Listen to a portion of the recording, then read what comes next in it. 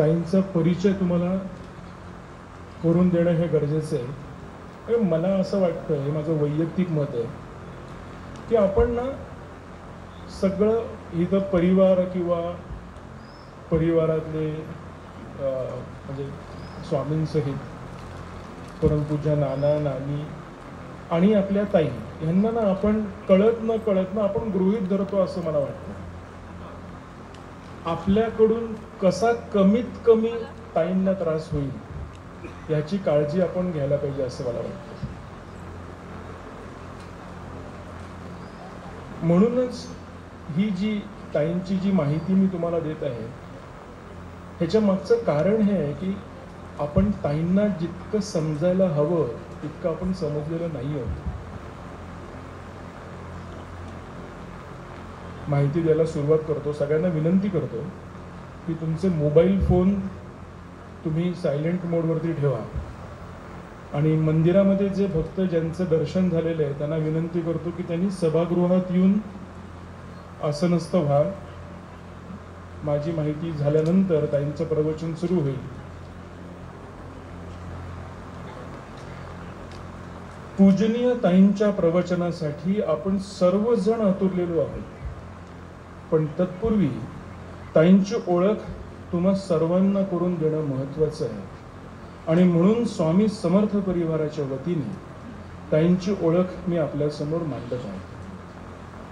ताईंचा जन्म 5 जानेवारी 1951 रोजी जळगाव येथे झाला.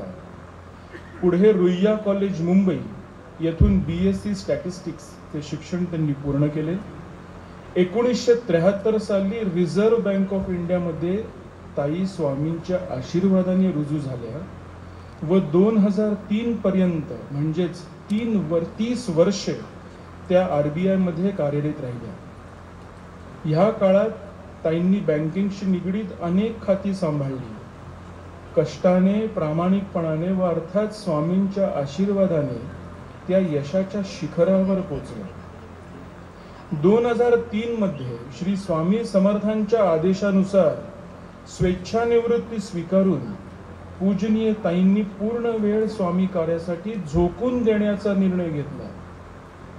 ताई देखील पूजनीय नाना व वंदनीय नानींप्रमाणेच लोकांच्या जीवनातील विविध समस्या, मग ते शारीरिक असो की मानसिक, आर्थिक असो की सांसारिक, कौटुंबिक असो किंवा पारमार्थिक, अशा विविध प्रकारच्या संकटांचा परिहार करण्यासाठी आपल्या ताई लोकांना मार्गदर्शन करीत आहेत. अशा सर्व लोकांना विशिष्ट उपासना देऊन त्यांच्या समस्या पूजनीय नानांमार्फत श्री स्वामी समर्थांकडून सोडवून घेत आहेत. आत्तापर्यंत सांगितलेली माहिती कमी अधिक फरकाने आपण सर्व जाणताच. पण या उपर जर आपल्याला पूजनीय ताईंविषयी माहिती घ्यायची असेल तर आपल्याला ताईंचं स्वामी कार्य जाणून घ्यायची गरज आहे.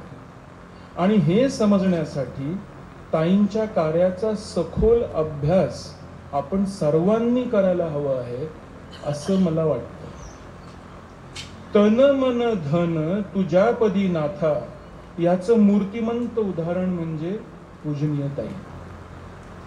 सेवा व सेवेकरी कसा असावा किंवा असावी हे समजण्यासाठी ताईंच्या कार्याचा अभ्यास करायला हवा. भक्त कसा असावा, भक्ती कशी करायची हे समजण्यासाठी ताईंचा विचार करण्याची पद्धतीवर आपण अभ्यास करायला हवा. देवाच्या दर्शनाला देह ऐसा झिजवावा, मन, बुद्धी आणि आत्मा यांचा पूर्ण लय व्हावा. हे पूजनीय नानांचं वाक्य जर कोणी साध्य केलं असेल तर ते आपल्या ताई. लोकमानसी देव शोधतू मग भेटे श्रीपती, हे पूजनीय नानांचं वाक्य तंतोतंत पाळणाऱ्या आपल्या ताई. टापटीप, शिस्त व स्वच्छताची आवड. स्वामी कार्य म्हटलं की सर्वात उत्साही आणि अग्रसेर आपल्या ताई. एखाद्या भक्ताची समस्या, गहन प्रश्न ऐकल्यावर हृदयाला ज्यांना सर्वात जास्त वेदना होतात ते आपल्या ताई.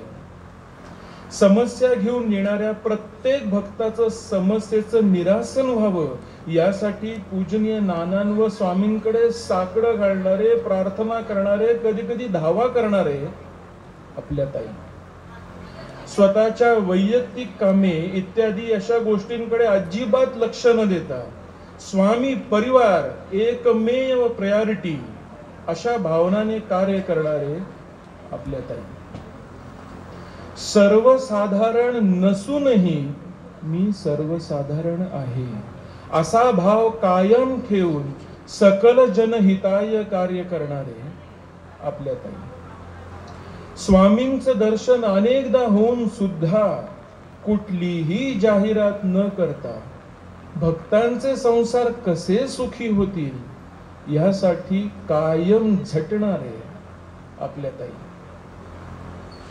अशा अनेक गोष्टी आहेत ज्या लिहायला जर बसलो तर कदाचित एक पुस्तक तयार होईल, पण आज एवढंच थोडक्यात सांगितलं. 2003 मध्ये पूजनीय ताईंनी परिवाराची सूत्रे हाती घेतल्यानंतर हा परिवार रूपी वटवृक्ष आज कित्येक पटीने बहरला आहे हे आपण सर्व बघतच आहात. पूजनीय ताईंच्या जीवनात पूजनीय नाना व वंदनीय नानी यांचं अनन्य साधारण महत्व आहे. पूजनीय नाना आपल्या ताईंसाठी गुरुस्थानी आहेत. त्यांच्याच आशीर्वादाने व स्वामींच्या कृपेने पूजनीय ताई स्वामी कार्य करण्यास सिद्ध झाल्या. हे स्वामी कार्य करत असताना ताईंचे यजमान श्री अरविंदजी दाते व ताईंचे सुपुत्र श्री ऋषिकेशजी दाते यांचाही अत्यंत मोलाचा वाटा आहे.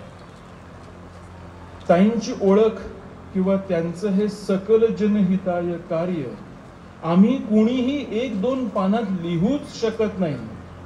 आणि म्हणूनच ताईंच्या सहवासात राहून जे मी अनुभवलं, जे इतरांकडून समजलं ते मी इथं मांडण्याचा प्रयत्न केला आहे. पूजनीय ताईंसारखं आपल्याला त्यांच्यासारखं जर 1% 1% जरी होता आलं तरी आपलं आयुष्य सफल होईल असे मी समजतो. धन्यवाद. आता मी पूजनीय ताईंना विनंती करतो की त्यांनी प्रवचनाच्या माध्यमातून भक्तांना मार्गदर्शन करावे. सद्गुरू श्री स्वामी समर्थ.